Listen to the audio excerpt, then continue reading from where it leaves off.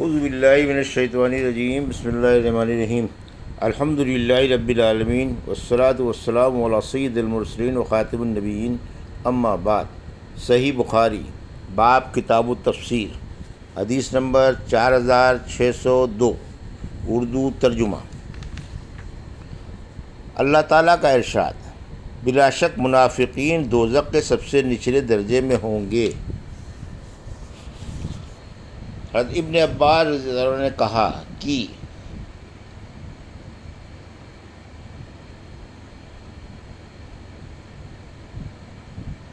ادرک اسفل سے مراد جہنم کا سب سے نچلا حصہ ہے، اور سورہ انعام میں نفقن بمعنی سربن یعنی سرنگ مراد ہے۔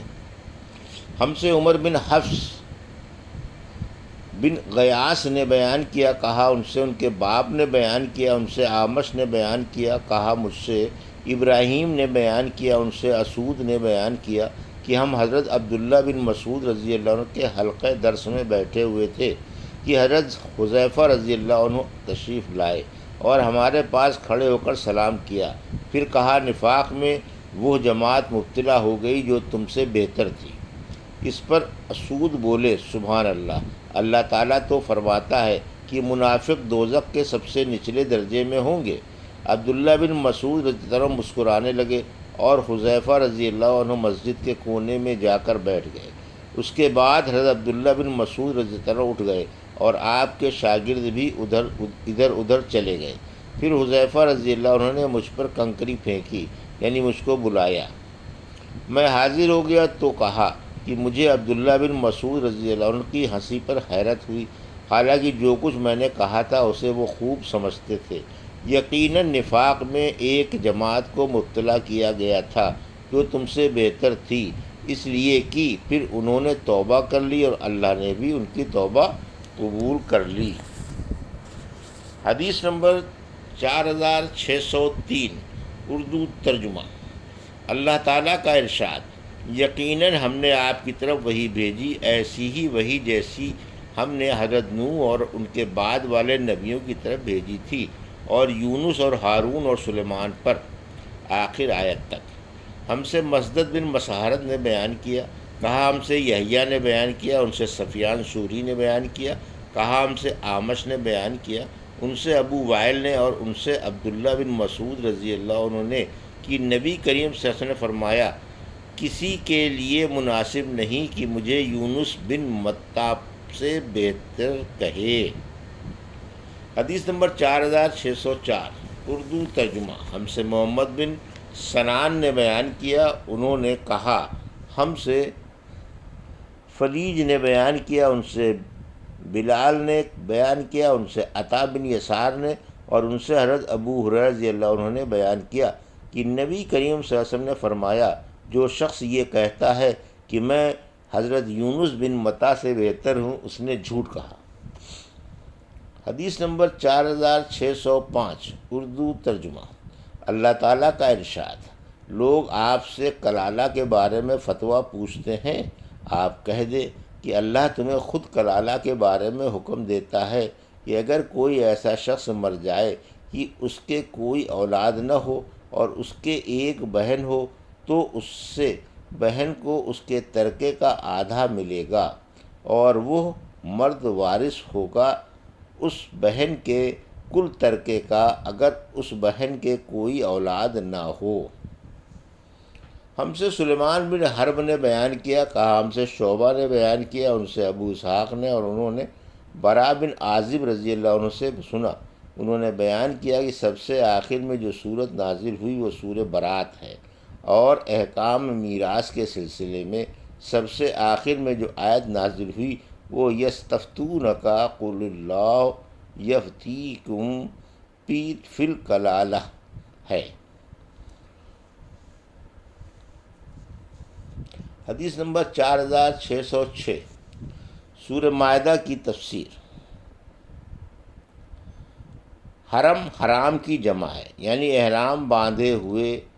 فبما تقضہم میثاقہم سے یہ مراد ہے کہ اللہ نے جو حکم ان کو دیا تھا کہ بیت المقدس میں داخل ہو جاؤ، وہ نہیں بجا لائے۔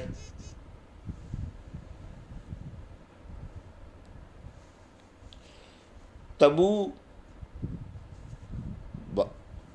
تبو باسمی یعنی تو میرا گناہ اٹھا لے گا۔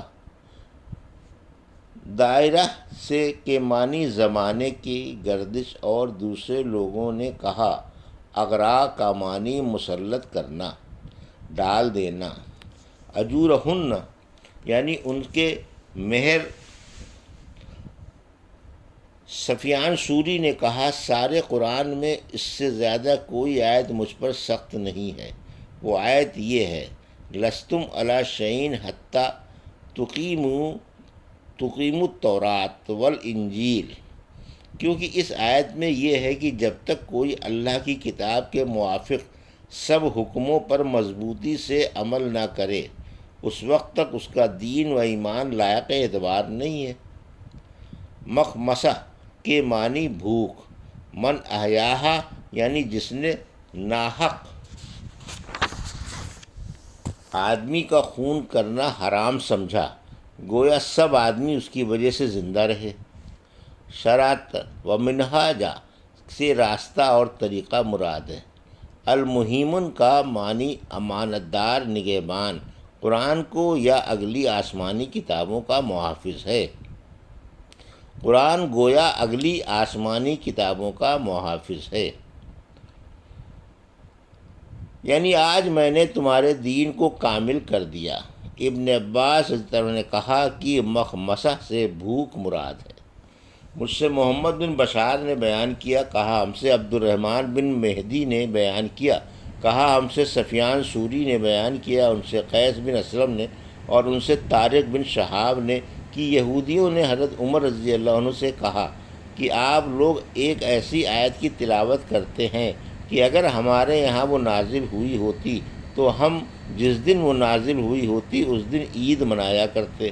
حضرت عمر رضی اللہ عنہ نے کہا میں خوب اچھی طرح جانتا ہوں کہ یہ آیت الیوم اکملت لکم دینکم کہاں اور کب نازل ہوئی تھی، اور جب عرفات کے دن نازل ہوئی تو حضور صلی اللہ علیہ وسلم کہاں تشریف رکھتے تھے۔ اللہ کی قسم ہم اس وقت میدان عرفات میں تھے۔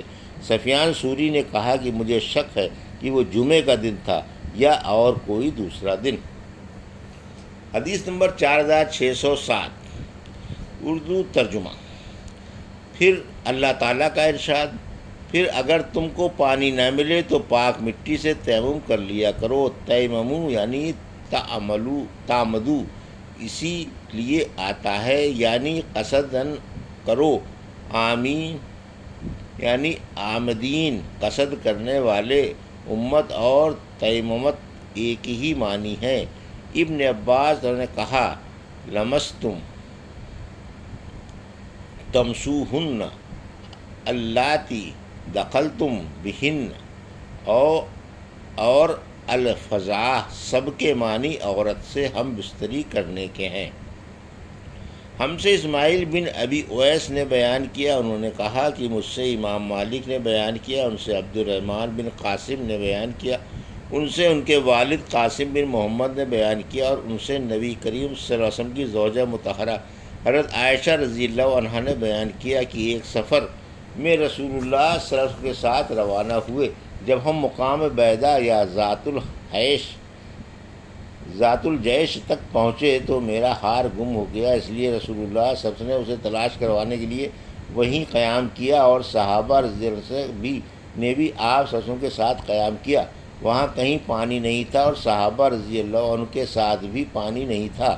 لوگ ابو بکر صدیق رضی اللہ عنہ کے پاس آئے اور کہنے لگے ملاحظہ نہیں فرماتے عائشہ رضی اللہ عنہا نے کیا کر رکھا ہے، اور حضور صلی اللہ علیہ وسلم کو یہیں ٹھہرا لیا اور ہمیں بھی، حالانکہ یہاں کہیں پانی نہیں ہے اور نہ کسی کے پاس پانی ہے۔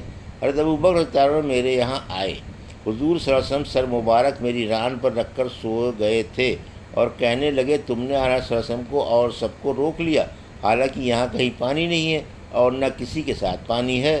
حضرت عائشہ رضی اللہ عنہا نے بیان کیا کہ ابو بکر صدیق رضی اللہ عنہ مجھ پر بہت خفا ہوئے، اور جو اللہ کو منظور تھا مجھے کہا سنا، اور ہاتھ سے میری کوکھ میں کچوکے لگائے۔ میں نے صرف اس خیال سے کوئی حرکت نہیں کی کہ آن صلی اللہ علیہ وسلم میری ران پر اپنا سر رکھے ہوئے تھے۔ پھر حضور صلی اللہ علیہ وسلم اٹھے اور صبح تک کہیں پانی کا نام اور نشان نہیں تھا۔ پھر اللہ تعالیٰ نے تیمم کی آیت اتاری تو اسید بن حضیر رضی اللہ عنہ نے کہا کہ آل ابی بکر، یہ تمہاری کوئی پہلی برکت نہیں ہے۔ بیان کیا کہ پھر ہم نے وہ اونٹ اٹھایا جس پر میں سوار تھی تو ہار اسی کے نیچے مل گیا۔ حدیث نمبر 4608 اردو ترجمہ۔ ہم سے یحییٰ بن سلیمان نے بیان کیا، کہا مجھ سے عبداللہ بن وہب نے بیان کیا، کہا مجھ سے عمرو بن حارث نے خبر دی، ان سے عبد الرحمن بن قاسم نے بیان کیا، ان سے ان کے والد قاسم نے اور ان سے عائشہ رضی اللہ عنہا نے کہ میرا ہار مقام بیدہ میں گم ہو گیا تھا۔ ہم مدینے واپس آ رہے تھے، نبی کریم صلی اللہ علیہ وسلم نے وہیں اپنی سواری روک دی اور اتر گئے۔ پھر حضور صلی اللہ علیہ وسلم سر مبارک میری گود میں رکھ کر سو رہے تھے۔ ابو بکر تعالیٰ آ گئے اور میرے سینے پر زور سے ہاتھ مار کر فرمایا کہ ایک ہار کے لیے تم نے حضور صلی اللہ علیہ وسلم کو روک لیا، لیکن حضور صلی اللہ علیہ وسلم کے آرام کے خیال سے میں بے حس و حرکت بیٹھی رہی، حالانکہ مجھے تکلیف ہوئی تھی۔ پھر حضور صلی اللہ علیہ وسلم بیدار ہوئے اور صبح کا وقت ہوا اور پانی کی تلاش ہوئی، لیکن کہیں پانی کا نام و نشان نہ تھا۔ اس وقت یہ آیت اتری،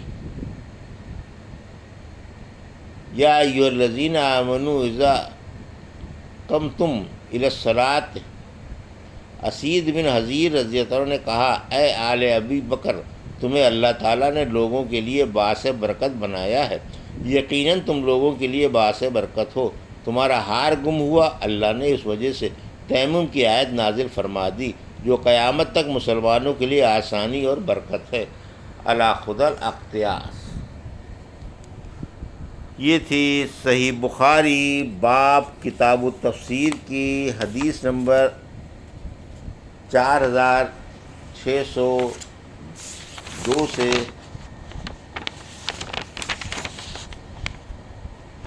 4608 کا اردو ترجمہ جو ابھی آپ نے سماعت فرمایا۔